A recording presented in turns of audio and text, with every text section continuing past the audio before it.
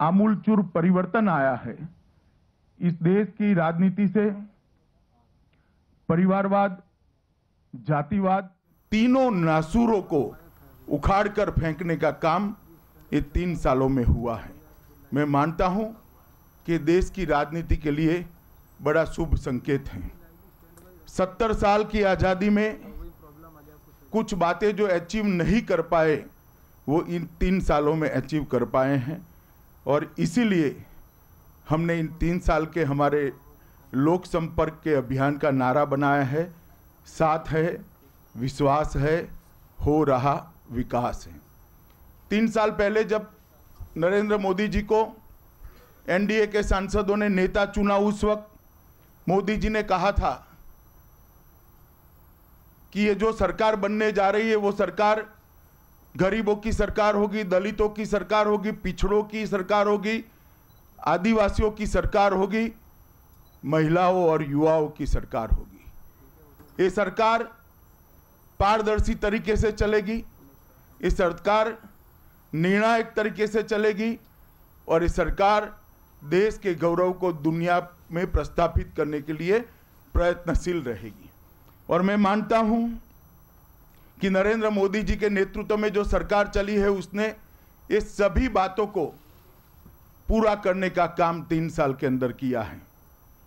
एक के बाद एक घपले, घोटाले और 12 लाख करोड़ के करप्शन के आरोपों के बाद एक नई सरकार बनती है, और 3 साल ऐसे चलती है कि हमारे विरोधी भी 3 साल तक हमारी सरकार पर भ्रष्टाचार का आरोप नहीं लगा सकते। मैं मानता हूं ये बहुत बड़ी उपलब्धि है। देश के करोड़ों पिछड़े जिस सम्मान की राह देखकर बैठे थे, संवैधानिक मान्यता की, काका साहेब कालेलकर कमीशन से लेकर आज तक देश के करोड़ों पिछड़ों को वो सम्मान देने में हर सरकार सफल नहीं हो पाई थी। भारतीय जनता पार्टी की सरकार ने ओबीसी कमीशन को संवैधानिक मान्यता देकर देश के करोड़ों पिछड़ों को सम्मान देने का काम किया है। देश के करोड़ों जवान जो रिटायर्ड हो चुके हैं, 40 साल से वो 1 रैंक 1 पेंशन की मांग करते रहे। हर बार वो मांग सरकार के बहरे कानों पर टकराकर वापस लौट गई, मगर इस बार ये संवेदनशील सरकार ने 1 रैंक 1 पेंशन का वादा पूरा कर लगभग 8,000 करोड़ रुपया देश के जवानों में के खाते में सीधा पहुंचाने का काम किया है।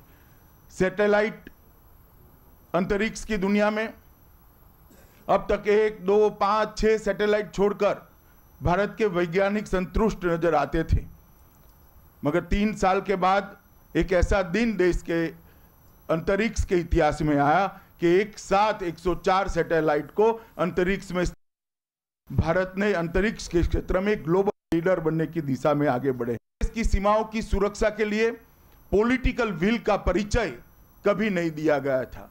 सर्जिकल स्ट्राइक कर सेना के जवानों ने जो वीरता दिखाई और देश के प्रधानमंत्री ने जो पॉलिटिकल विल का परिचय दिया है, इससे देश दुनिया में एक मजबूत इच्छा शक्ति वाले राष्ट्र के नाते प्रस्थापित करने में हमें सफलता मिली है। शत्रु संपत्ति बिल भी सुप्रीम कोर्ट के एक फैसले के कारण शत्रु संपत्ति को निजी संपत्ति में तब्दील करने में कोई रोक नहीं थी। वोटों की राजनीति के कारण, मत बैंक की राजनीति के कारण विपक्षी पार्टियां इसके साथ खिलवाड़ कर रही थी। भारतीय जनता पार्टी की सरकार ने एक राष्ट्रवादी परिचय सरकार का देते हुए शत्रु संपत्ति बिल को आज कानून में तब्दील कराकर बहुत बड़ा काम किया है।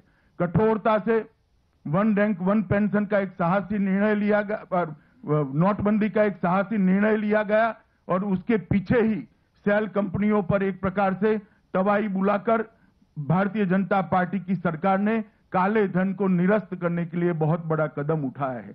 बेनामी संपत्ति का कानून लाकर एक और कड़ी काले धन को रोकने की दिशा में भारतीय जनता पार्टी की सरकार ने आगे बढ़ाई है। और सार्वजनिक जीवन में शुचिता लाने के लिए चुनावी राजनीति में से काले धन के दुष्प्रभाव को निरस्त करने के लिए जो 20,000 तक के चंदे की छूट थी उसको कम कर 2,000 का करने का काम और एक करने का साहस नरेंद्र मोदी सरकार ने, भारतीय जनता पार्टी की सरकार ने किया है।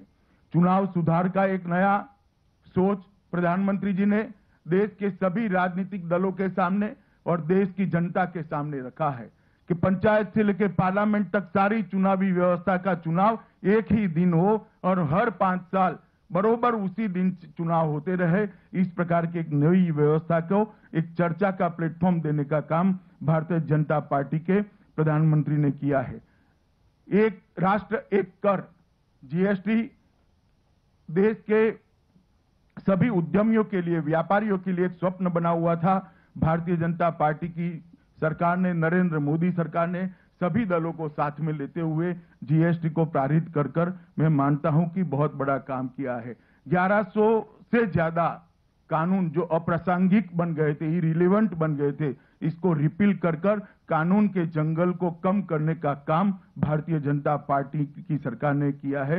मैं मानता हूं ये बहुत बड़ा काम है। मनरेगा के अंदर 48,000 करोड़ रुपीस ज्यादा देकर हमने बहुत बड़ी सिद्धि प्राप्त की है।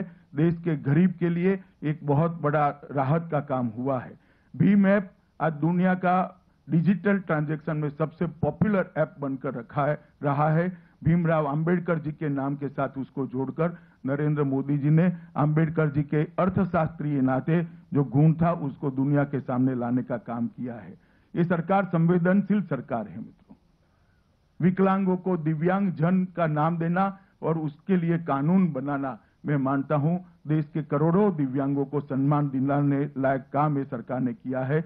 मैटरनिटी की छुट्टियों को 26 सप्ताह की कर इस देश की हजारों करोड़ों सगर्भा महिलाओं को भी मोदी जी ने अपने और अपने बच्चे के स्वास्थ्य की देखभाल करने का मौका दिया है। मित्रों, ये निर्णायक सरकार है, ये फैसले करने वाली सरकार है। पॉलिसी पैरालिसिस से ग्रस्त सरकार की जगह हमने 3 साल के अंदर एक निर्णायक सरकार देने का काम किया है। नॉर्थ ईस्ट के विकास के लिए इस सरकार ने बहुत कुछ किया है। मैं इसकी ज्यादा डिटेल में जाना नहीं चाहता। लिटरेचर जब आपको मिलेगा तब इसके अंदर ये डिटेल होंगे। योग दिन के माध्यम से भारतीय संस्कृति को पूरी दुनिया में सम्मान दिलाने का काम किया है। तेजस को वायुसेना में सम्मिलित कर एक मेक इन इंडिया को बहुत बड़ा बल देने का काम किया है और सेना के आधुनिकीकरण को भी इस सरकार ने बहुत तेज गति से आगे बढ़ाया है। पेरिस जलवायु सम्मेलन में भारत की भूमिका को पूरी दुनिया ने सराहा है और जलवायु के मामले में आज भारत ग्लोबल लीडर करके प्रस्तावित हुआ है। और मित्रों, अंत में लाल बत्ती को हटाने का काम कर इस देश में से वीआईपी कल्चर को भी बदलने का काम भारतीय जनता पार्टी की सरकार ने किया है। बेटी बचाओ बेटी पढ़ाओ, नमामि गंगे और स्वच्छता अभियान के माध्यम से जन समस्याओं को जन भागीदारी से सुलझाने के लिए एक सरकार ने नई पहल की है। मित्रों, बहुत सारा विकास का काम हुआ है, मैं और डिटेल में बताऊंगा, मगर मैं आपको गर्व के साथ बताना चाहता हूं 2016-17 में यूरिया का रिकॉर्ड उत्पादन आजादी के बाद सबसे ज्यादा भारत में हुआ है। 2016-17 में सबसे ज्यादा इथेनॉल पेट्रोल के अंदर, डीजल के अंदर मिश्रित करने का काम हुआ है। सबसे ज्यादा घरेलू गैस कनेक्शन 2016-17 में दिए गए हैं। सबसे ज्यादा कोयले का उत्पादन 2016-17 में हुआ है। आजादी से अब तक सबसे ज्यादा बिजली का उत्पादन 2016-17 में हुआ है। बंदरगाहों में मालों की आवाजाही आजादी से अब तक सबसे ज्यादा 2016-17 में हुई है। सबसे ज्यादा पूंजी रेलवे के विकास के लिए 2016-17 में लगाई गई है। सबसे ज्यादा किलोमीटर राजमार्ग 2016-17 में बनाए गए हैं। सबसे ज्यादा ग्रामीण सड़कें 2016-17 में बनाई गई है। सबसे ज्यादा मोटर गाड़ी 2016-17 में बनाए गए हैं। सबसे ज्यादा 2 व्हीलर 2016-17 में बनाए गए हैं। सबसे ज्यादा सॉफ्टवेयर का निर्यात 2016-17 में किया गया है। वर्ल्ड बैंक के डूइंग बिजनेस इंडिकेटर्स के मामले में सबसे अच्छी रैंकिंग 2016-17 में प्राप्त की है और सबसे ज्यादा विदेशी मुद्रा का भंडार अब तक 2016-17 में अर्जित किया गया है। यही बताता है कि नरेंद्र मोदी सरकार किस तरह से काम करी है। 3 साल में नरेंद्र मोदी सरकार ने न्यू इंडिया की नींव रखी है, देश को महान भारत बनाने की दिशा में बहुत आगे बढ़े हैं। मित्रों, जहां तक सोशल सेक्टर का सवाल है, प्रधानमंत्री जन धन योजना के तहत 28.52 करोड़ बैंक अकाउंट खोलने का काम कर आज देश के हर गरीब परिवार को अर्थतंत्र के साथ जोड़ने का काम भारतीय जनता पार्टी की सरकार ने किया है। सुरक्षा योजना के तहत 13 करोड़ लोगों का बीमा उतारकर उनको एक सुरक्षा कवच देने का काम किया है।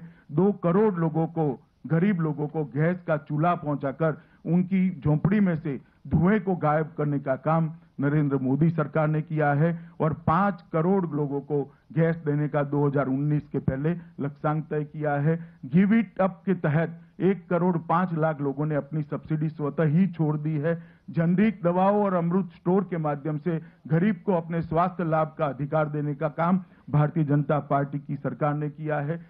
स्टैंड का मूल्य को 7,000 से लेकर 40,000 तक सीमित कर गरीब को भी अपने दिल का इलाज कराने का अधिकार दिया है। 18,000 गांव ऐसे थे जहां बिजली ही नहीं थी, उसमें से 13,000 गांव में बिजली पहुंचा दी गई है और 2018 मई के पहले, मतलब 1 साल के बाद, ये सारे गांवों में बिजली पहुंचाने का काम हो जाएगा। मुद्रा बैंक के माध्यम से लगभग 7.5 करोड़ युवाओं को स्वरोजगारी के लिए लोन देने का काम हमने किया है। 2018 में लेप्रेसी और कालाजार से मुक्त होने का भारत ने एक लक्ष्य सिद्ध किया है और वो अच्छे तरीके से आगे बढ़ा है और 2020 तक चेचक से मुक्ति पाने का लक्ष्य हमने तय किया है, वो भी बहुत अच्छे से आगे बढ़ा है। 4.5 करोड़ गरीबों के घर में शौचालय पहुंचाने का काम भारतीय जनता पार्टी के सरकार ने किया है। मिशन इंद्रधनुष के तहत लगभग 7 करोड़ बच्चों को टीकाकरण देने का काम, अरे भाई अभी चुनाव नहीं हारने वाले, काम में नहीं आएगा। मिशन इंद्रधनुष के तहत 7.5 करोड़ बच्चों को टीका देने का काम किया है। स्किल इंडिया के माध्यम से बहुत बड़ा स्किल अपग्रेडेशन का काम भारतीय जनता पार्टी की सरकार ने किया है। लगभग स्टैंड अप, स्टार्टअप और मुद्रा बैंक तीनों मिलाकर लगभग 8 करोड़ लोगों को रोजगारी देने का काम किया है। मेक इन इंडिया के माध्यम से देश के अंदर उत्पादन बढ़ाना और रोजगारी को जनरेट करने में बड़ी सिद्धि हासिल की है। न्यूनतम मजदूरी में 42% की वृद्धि हुई है। यूनिवर्सल पीएफ अकाउंट के माध्यम से उनकी बहुत सारी तकलीफों को मजदूरों की दूर किया गया है। 1,000 रुपया मिनिमम पेंशन कर गरीब मजदूर और बूढ़े मजदूरों को सम्मान देने का काम किया है। वर्ग 3 और 4 के कर्मचारियों के लिए इंटरव्यू समाप्त कर मेरिट से सबको लेने के लिए एक बहुत बड़ा पारदर्शी सिस्टम भारत सरकार ने अपनाया है और भाजपा की सभी सरकारों ने भी इसको एडॉप्ट किया है। मित्रों, जहां तक इकोनॉमी का सवाल है, आज हम दुनिया में सबसे तेज गति से बढ़ती हुई अर्थव्यवस्था बने हैं। महंगाई बाय एंड लार्ज काबू में है। विदेशी मुद्रा भंडार 63 अरब डॉलर बढ़ा है। सेंसेक्स सारे रिकॉर्ड तोड़कर आज 31,000 को पार कर गया है। निफ्टी भी अब तक के सबसे ऊंची जगह पे स्थित हुई है। वीज उपलब्धता में दुनिया में हमारा स्थान 2014 में 99वें नंबर पर था, उसको कूदाकर हम 2017 में 26वें नंबर पर आए हैं। ये बहुत बड़ी उपलब्धि है। आईएमएफ के अनुमान के हिसाब से हमारा जीडीपी 7.2% रहेगा। 4.4 से हमने शुरू किया था, अब तक 7.2 तक पहुंचाने का काम किया है। औद्योगिक विकास दर 5.1% तक पहुंची है। कृषि विकास दर में बहुत बड़ी छलांग, नेगेटिव कृषि विकास दर था, उसको हम 4% से ज्यादा रखने में सफल हुए हैं। वर्ल्ड इकोनॉमिक फोरम द्वारा तय किए हुए ग्लोबल कॉम्पिटिटिवनेस इंडेक्स में भारत का स्थान 2014 में 71वां था, 71 प्लेस पर हम थे। 2017 में हम 39वें स्थान पर आए हैं। लगभग आधे पायदानों को एक ही साल में हमने ऊपर उठाया है। एफडीआई में 45% का उछाल आया है। नेमुरा के आंकड़ों के हिसाब से एक्सपोर्ट के अंदर शुरुआत की जो घट थी उसको मार्जिनलाइज करते हुए हम 27.6% की वृद्धि को अगले साल के हिसाब से पा सके हैं। ब्याज दरों में काफी कटौती करने में सफलता मिली है। राजकोषीय घाटे को 3.9% पर हम सीमित रखने में सफल हुए हैं। प्रत्यक्ष और अप्रत्यक्ष करों के अंदर ये बहुत महत्वपूर्ण है। 20% की वृद्धि दर्ज की गई है, जो आजादी के बाद सबसे पहली बार इतनी बड़ी वृद्धि प्रत्यक्ष और अप्रत्यक्ष करों में ली गई है। व्यक्तिगत आय जो गत वित्तीय साल में 93,000 थी, वो इस साल 1,03,000 तक पहुंची है। एक ही वर्ष के अंदर 10,000 की बढ़ोतरी हुई है। लगभग 9.36 लाख करोड़ रुपया की कर चोरी को पकड़ा गया है। साइप्रस, सिंगापुर और मॉरिशस रूट बंद कर काले धन को यहां वापस लाने के रास्ते बंद करे हैं। मनी लॉन्ड्रिंग के माध्यम से जो लोगों ने बेनामी संपत्ति अर्ज की थी, उसमें से 14,933 करोड़ का लगभग 15,000 करोड़ का संपत्ति सीज किया गया है और 161 देशों को ई वीजा देकर 88 लाख पर्यटकों को, विदेशी पर्यटकों को हिंदुस्तान में लाने का काम हुआ है। ये लगभग 13% की वृद्धि है। जहां तक एग्रीकल्चर का सवाल है, आपदा के समय पर किसानों को सहाय देने के दोनों मानक रुपयों में और भूमि के क्षेत्र में डबल किया गया है। 4.1% पहले मैंने कहा ऐसे कृषि विकास दर दिया है। प्रधानमंत्री इरिगेशन योजना को सफलतापूर्वक जिलों तक पहुंचाने में हम सफल हुए हैं। एक रिकॉर्ड उत्पादन हिंदुस्तान ने इस बार रबी फसलों में प्राप्त किया है। लेवी प्रणाली को समाप्त कर दिया है। ऋण की राशि में को 2 गुना कर दिया गया है। गन्ने का बकाया लगभग देश में समाप्त कर दिया गया है। नीम कोटेड यूरिया के माध्यम से पेस्टिसाइड की खपत को भी कम किया है, यूरिया की खपत को भी कम किया है और यूरिया की उपलब्धता देश में जितनी चाहिए इतनी किसान को मिल सकती है और खादों के दामों को भी भारत सरकार ने नीचे किया है। प्रधानमंत्री फसल बीमा योजना लाकर नरेंद्र मोदी जी ने बुआई से लेकर खलियान तक पूरी व्यवस्था को, कृषि की पूरी व्यवस्था को एक सुरक्षा कवच देने का काम किया है। एक कंप्लीट इंश्योरेंस स्कीम देने का काम प्रधानमंत्री जी ने किया है। ई मंडी के माध्यम से उनकी उपज को ज्यादा दाम मिल सके, इसके लिए उनको एक इलेक्ट्रॉनिक प्लेटफॉर्म देने का काम किया है। सपोर्ट प्राइस में लगातार 3 साल एक के बाद एक साल हम बढ़ोतरी करते गए हैं। धान दलानों की खरीदी पहली बार आजादी के बाद भारत सरकार ने सपोर्ट प्राइस से कर दलानों के किसानों के लिए बहुत अच्छा फायदा दिला है और किसान क्रेडिट कार्ड को डिजिटल कर हमने किसानों की सुविधा में बहुत उपलब्धता कराई है। कोयला ब्लॉक्स और स्पेक्ट्रम की ई नीलामी कर भ्रष्टाचार को दूर करने का काम किया है। जहां तक इंफ्रास्ट्रक्चर का सवाल है, रेलवे फ्री राजमार्गों की कल्पना रखकर 2020 तक पूरे हिंदुस्तान के राजमार्ग को रेलवे क्रॉसिंग फ्री बनाने का काम किया है। कश्मीर में सबसे बड़ी सुरंग का भी प्रधानमंत्री मोदी जी ने उद्घाटन किया और आज भूपेन हजारिका ब्रिज का भी, सबसे बड़े ब्रिज का भी उद्घाटन प्रधानमंत्री जी मोदी ने किया है। विद्युत उत्पादन क्षमता को 1/3 बढ़ोतरी की है। ट्रांसमिशन में 1/4 बढ़ोतरी की है। रेलवे आधुनिकीकरण के लिए 1 करोड़ 21 लाख रुपए का इन्वेस्टमेंट हुआ है। 23 करोड़ एलईडी बल्ब के माध्यम से ग्राम सड़क लोगों को एलईडी बल्ब उपलब्ध कराकर उनके घरों में बिलों की कटौती हुई है। ग्राम सड़क योजना में 130 किलोमीटर हर रोज रोड बन रहे हैं। उड़ान स्कीम के माध्यम से 1 घंटे की उड़ान में 2500 रुपया के किफायती रेट पर आज सब लोग ट्रैवल कर सके, इस प्रकार की व्यवस्था की है। सागरमाला कार्यक्रम में 104 आंतरिक जल मार्गों को चिन्हित कर उसको डेवलप कर रहे हैं। नाविक नेविगेशन को दुनिया के कई देश उसको स्वीकार करने के लिए भारत के साथ आज चर्चा कर रहे हैं। 100 स्मार्ट सिटी को मेरिट्स के आधार पर चयन किया गया है और 2022 तक 4 करोड़ घरों को देने का काम भारतीय जनता पार्टी की सरकार करेगी। मित्रों, कुल मिलाकर मैं इतना ही कह सकता हूं।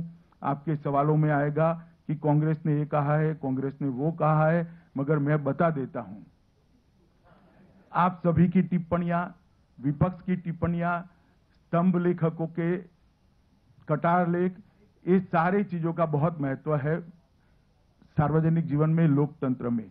मगर सबसे बड़ी बात जनादेश होती है।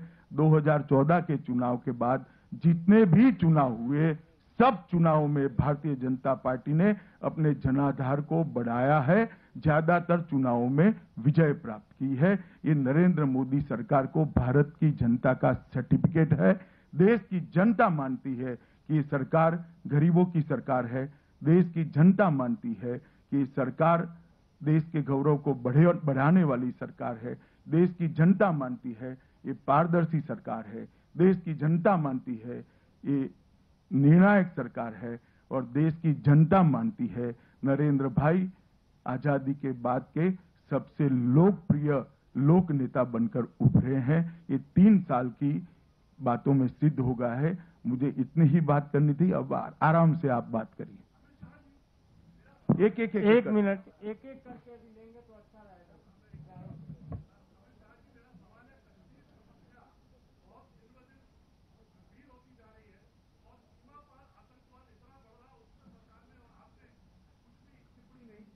आप सर्जिकल स्ट्राइक को क्या मानते हो? अरे बहुत सारा काम हो रहा है भैया, मगर कुछ चीजें ऐसी होती है जिसको उपलब्धि में नहीं गिनाया जा सकता। जहां तक कश्मीर सरकार का सवाल है, किसी 2-3 महीनों को कश्मीर समस्या को लेकर नहीं देखना चाहिए। 89 से लेकर आज तक कई ऐसे पेच आए हैं, 6 महीने के, 8 महीने के, 1 साल के, जिसमें कश्मीर समस्या गंभीर होकर उभरी है और बाद में भारत ने स्थिति को कंट्रोल कर दिया है। सीमा हमारे सुरक्षा बलों ने किया है। इस बार भी मैं देश की जनता को विश्वास दिलाना चाहता हूं कि भारतीय जनता पार्टी की नरेंद्र मोदी सरकार कश्मीर समस्या को बहुत गंभीरता से और मुहिम तरीके से देख रही है। इस पर बहुत जल्दी ही काबू कर लिया जाएगा। Devendra Parashar, India TV.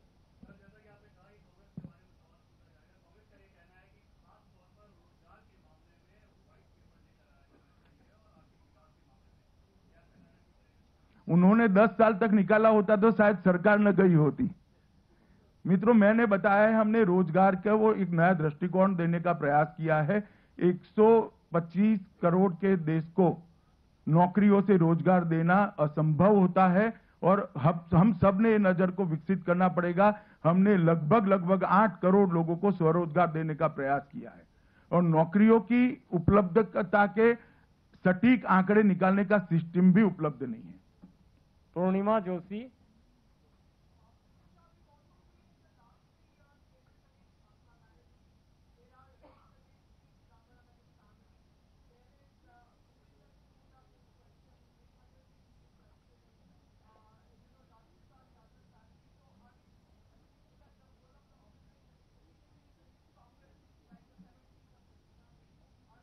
हाँ, नहीं, हमने इमरजेंसी नहीं डाली पूर्णिमा जी। मिसिस गांधी के साथ कंपेयर मत करिए, हमने इमरजेंसी नहीं डाली। आप लोगों के मुंह पर ताले नहीं लगा दिए हैं। कैसे आप मिसिस गांधी से कंपेयर कर सकती हैं? आप लोगों को बोलने की स्वतंत्रता भी नहीं थी 71 में, 75 में। और जहां तक ये सारे इंक्वायरी और रेड्स का सवाल है, वो लोगों ने तथ्य के सामने मीडिया के साथ आना चाहिए किस प्रकार से ज्यादती हो रही। अगर 1000 करोड़ की बेनामी संपत्ति मिलती है तो सरकार कोई कार्यवाही नहीं करेगी। किस प्रकार का शासन हम चाहते हैं?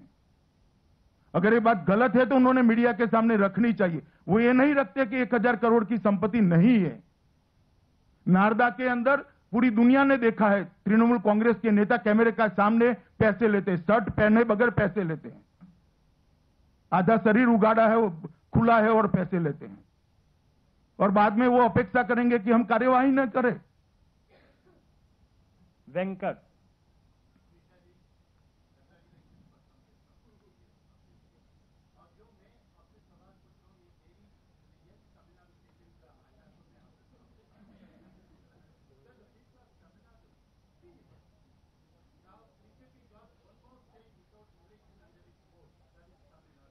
हमारी ऐसी कोई महत्वाकांक्षा नहीं है। नहीं, मैं हमारा पक्ष रख देता हूं। हमारी ऐसी कोई महत्वाकांक्षा नहीं है। तमिलनाडु में सत्ता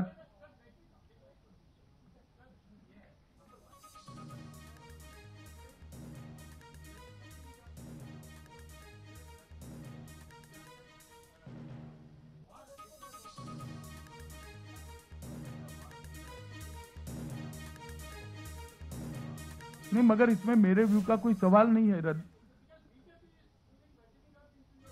हमने ऐसा कभी नहीं कहा।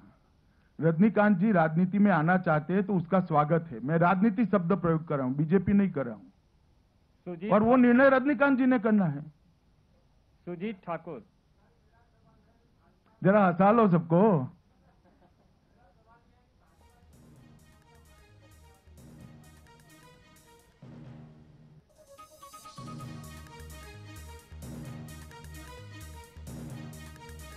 दोनों को आप अलग नहीं कर सकते। मोदी जी की लोकप्रियता ही भाजपा की लोकप्रियता है और भाजपा की लोकप्रियता ही मोदी जी की है। सुजीत ठाकुर की है तो अलग मानी जाएगी, मोदी जी की कैसे अलग कर दोगे? हमारे सर्वोच्च नेता है भैया। पायल।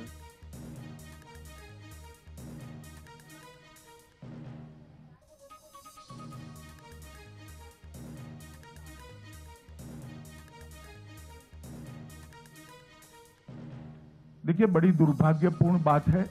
कोई भी, मुझे मालूम नहीं है केरला में किसने क्या कहा, मगर कोई भी व्यक्ति आर्मी के सम्मान के साथ इस प्रकार के छेड़खानी नहीं करनी चाहिए। आर्मी का सम्मान करना चाहिए। यही वो लोग हैं जो देश की सीमाओं को सुरक्षित रखते हैं। यही जो लोग हैं हमें बोलने की भी स्वतंत्रता देते हैं और जीने की भी मंजूरी देते हैं। अमित कुमार सिंह, न्यूज़ 24।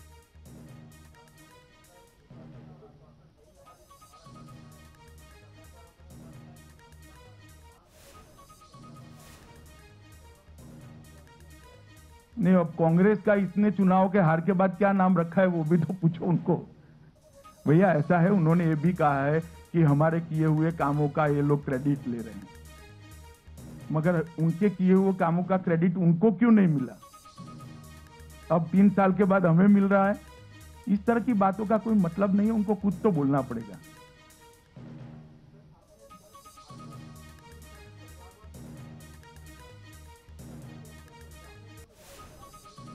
मैं भारतीय जनता पार्टी की बात की। दीभा शर्मा, ट्रिब्यून।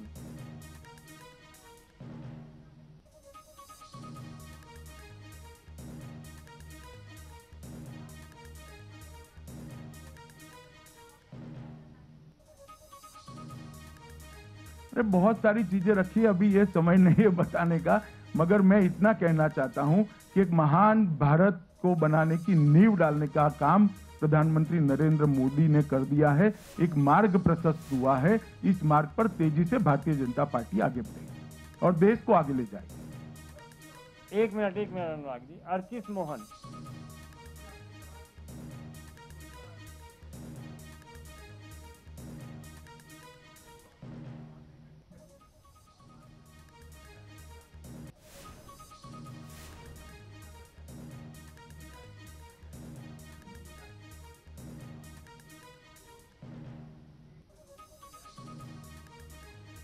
ना जी, ऐसा आप कर रहे हैं, मैंने नहीं कहा ऐसा।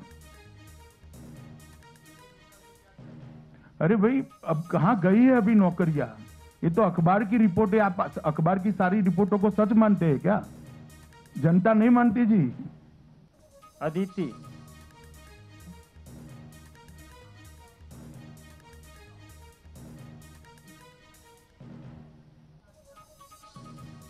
राष्ट्रपति चुनाव के लिए था या गठबंधन के लिए था?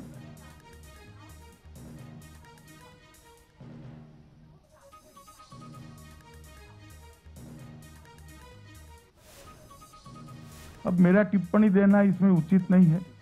वो लोग अपना प्रयास करने के लिए स्वतंत्र है। अनुराग त्रिपाठी।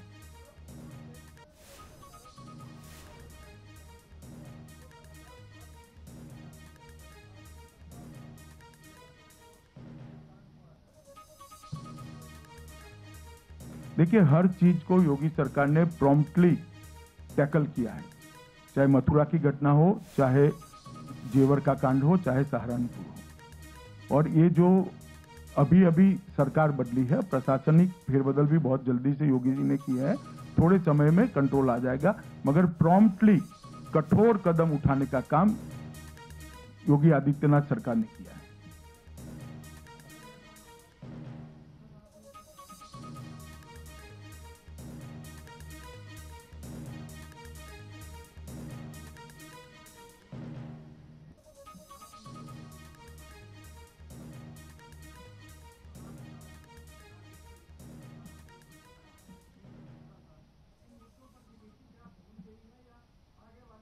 ना जी, नहीं भूले हैं। अभी मैंने 3 साल में जो हुआ है वो आपको कहा है।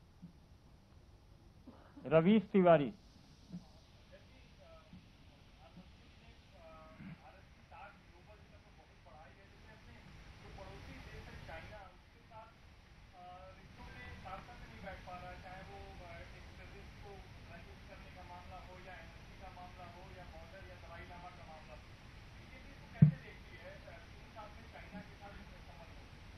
देखिए, हम भारत के हितों की सुरक्षा करते हुए हर एक पड़ोसी से अच्छे संबंध चाहते हैं, मगर ये परस्पर का मामला होता है, एक तरफा कभी नहीं हो सकता। हमारा काम भारत के हितों की सुरक्षा करना है और उसकी मर्यादा में सबसे हम अच्छे रिश्ते रखना चाहते हैं। विनीत ईटी।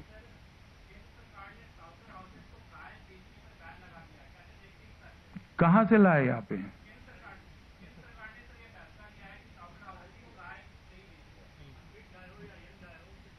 नहीं, वो तो बहुत सारी राज्य सरकारों ने कानून बनाए, कोई नया कानून नहीं है भैया। बहुत सारी राज्य सरकारों ने बनाया, कांग्रेस के जमाने से बनता है। नहीं, वो ठीक है, मगर ये देश के कानून के परिप्रेक्ष्य में जो राज्य सरकारों के।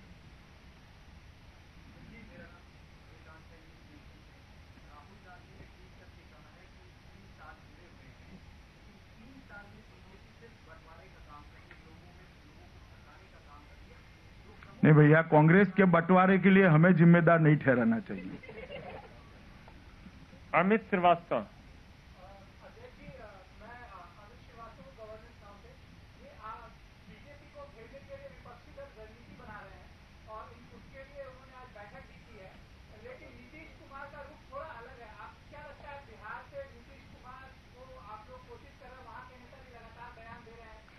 देखिए, विपक्ष बीजेपी को घेरने की रणनीति बना रहा है, हम देश को आगे बढ़ाने की रणनीति बना रहा है।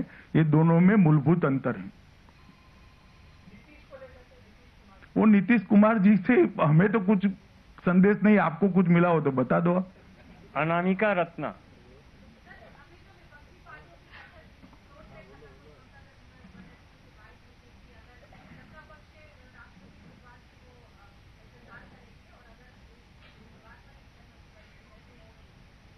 नहीं तो उचित समय पर विपक्ष से भी बातचीत की जाएगी। स्मिता शर्मा।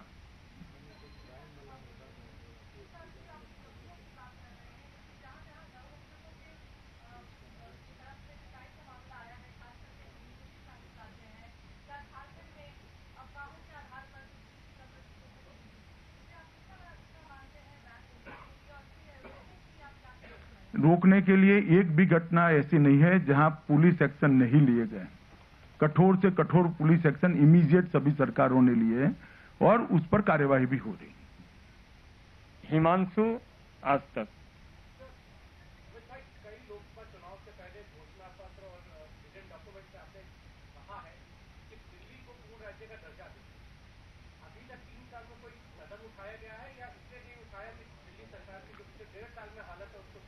मेरी स्मृति जितनी है उसमें नहीं किया। आपकी स्मृति हो सकता है मुझसे ज्यादा तेज हो, बहुत पुराना कुछ याद है आपको। रविंद्र सिंह।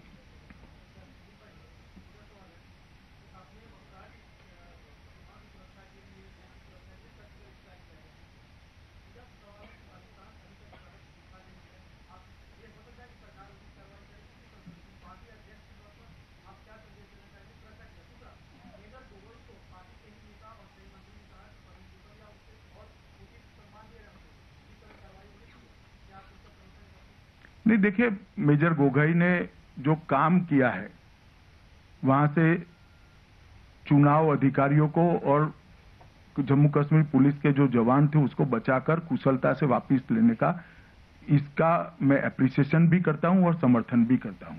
जहां तक सम्मान का सवाल है, ये एक प्रोसेस होता है। अभी ही सेना ने उनको सम्मानित किया है।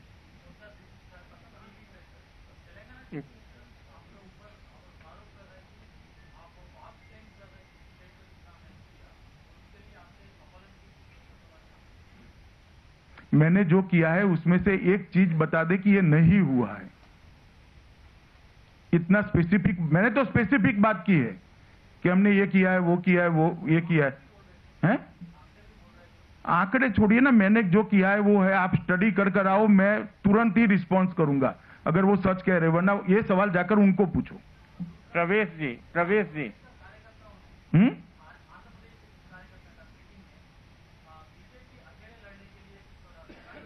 हाँ, तो वो उनका सुझाव है, रिस्पॉन्स मैं आपको क्यों दूं भैया? प्रवेश जी सर। हाँ।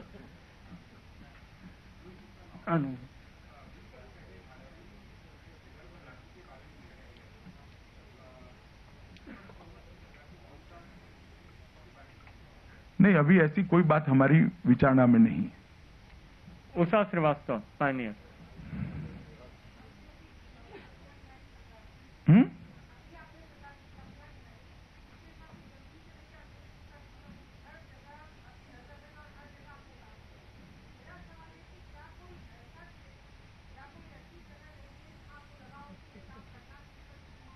वो बताना मुझसे अपेक्षा करती हैं आप?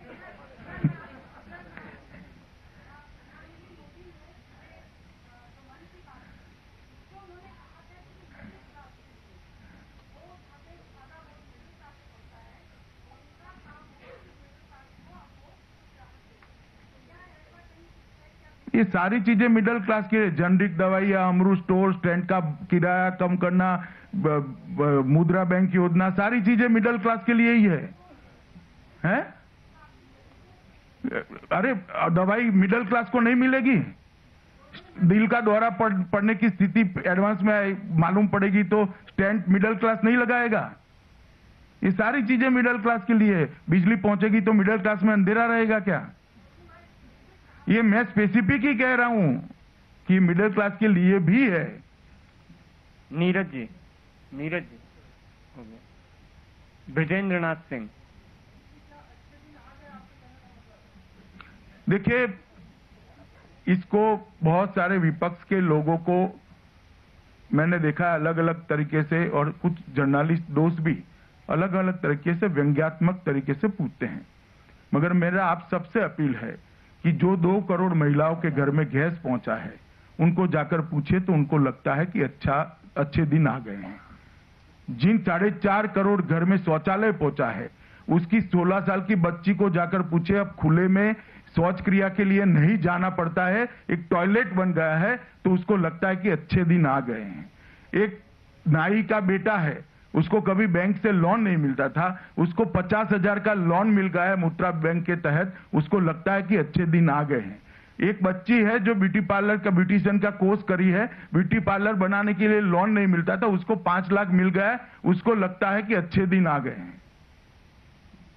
नहीं, एक सेकंड, सौरभ रुक जाइए, सौरभ रुक जाइए। हाँ, मेरा नाम भी अमित है, मैं न्यूज़ चैनल जो सांसद ग्राम योजना में जो गांव वोट दिए गए थे वो सिंबॉलिक तो कहीं ना कहीं हो गए, लेकिन पार्टी ने, चाहे पार्टी शासन लिए हो या विपक्ष ने लिए हो, गांव पिछड़ गए हैं? गांव पिछड़ गए। नहीं पिछड़े भैया, दिखाई इसलिए नहीं पड़ता है कि 500 सांसद हर साल एक गांव गोद लेंगे, और गांव देश में बहुत बड़ी संख्या में, लाखों की संख्या में है, पिछड़ नहीं गए। बीपीएल कार्ड बने हुए ज्यादातर सरकार की योजनाएं बीपीएल कार्ड के माध्यम से लागू होती है, जबकि देश में ऐसे बहुत सारे लोग मिलेंगे जहां बीपीएल कार्ड जो जिन लोगों को नहीं जरूरत है उनके बने हुए हैं, जिन्हें जरूरत है उनके नहीं बने हैं। चलिए, आपका सुझाव मैं पहुंचाऊंगा। सौरभ तिवारी।